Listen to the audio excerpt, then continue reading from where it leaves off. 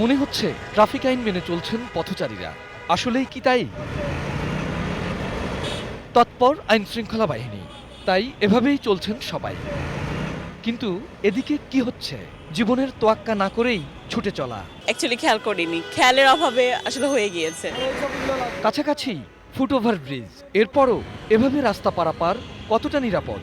বিশেষ করে Bangla motor point, যেখানে মাঝে মাঝেই ঘটে বড় দুর্ঘটনা।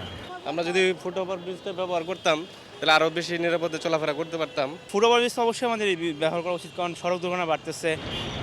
নিয়ম মেনেই মাথায় হেলমেট, তবুও ফুটপাতে চলছে সে বাইক। নির্ধারিত স্টপেজ থাকলেও যাত্রী ওঠানামা চলে যেখানে সেখানে। চলতি পথে আবার খুলে গেছে গণপরিবহনের দরজা। নানা অনিয়ম সড়কে কাউকে কাউকে জরিমানাও গুনতে হচ্ছে। আমরা চাচ্ছি যে স্টপেজ যেখানে সেখানে তারা উঠানামা করবে এবং দরজা বন্ধ থাকবে।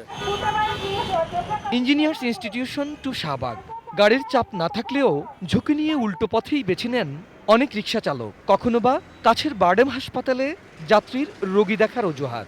অথচ উল্টো চলতে গিয়ে নিজেই যে কখন হাসপাতালের বাসিন্দা হয়ে যাবেন সেই শঙ্কা নেই কারো। এটা তো নিয়ে আসছে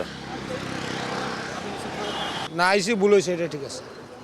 আমি মনে করছি সরকারি লোক সার্জন এই কটলে সাথে, এই জন্য মনে করছি সরকারি লোক। মাথার উপরই ফুটওভার ব্রিজ, এরপরও তা ব্যবহার না করে ঝুঁকি নিয়ে রাস্তায়। গেল বছর নিরাপদ সড়কের জন্য নেয়া নানা উদ্যোগে সফল ঢাকা মহানগর পুলিশ তৎপর আবারও। মঙ্গলবার দুপুরে রাজধানীর 0 পয়েন্টে উদ্বোধন হলো ট্রাফিক শৃঙ্খলা পক্ষ।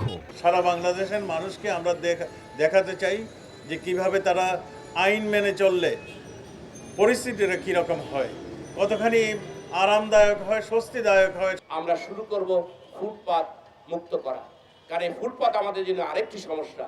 এই উবার এবং যে পাঠাও, এরাও অহেতুক আমরা দেখছি যে হাজার হাজার গাড়ি নামিয়ে দিয়েছে, সেইগুলো একটা নিয়ন্ত্রণের মধ্যে নিয়ে আসার জন্য। একে আজাদ, এটিএন নিউজ, ঢাকা।